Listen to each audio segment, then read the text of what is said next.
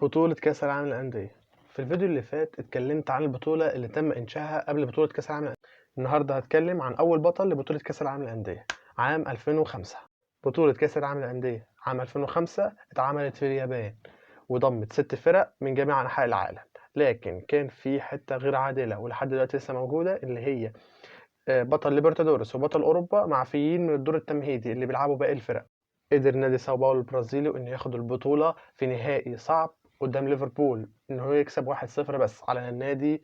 وكانت المباراة الفاصلة ما بين المركز الثالث والرابع ما بين نادي ديبورتيفو سابرياسا ونادي الاتحاد السعودي، وكسب سابرياسا الاتحاد السعودي 3-0، وقدر إن هو ياخد البرونزية في كأس العالم للأندية الأول. والبطولة دي اتسجل فيها 19 هدف، وكان هداف البطولة هو مارسيو أوموروسو. وخلصت البطولة، وكان أفضل لاعب في البطولة هو حارس نادي ساو باولو روجيرو سيني.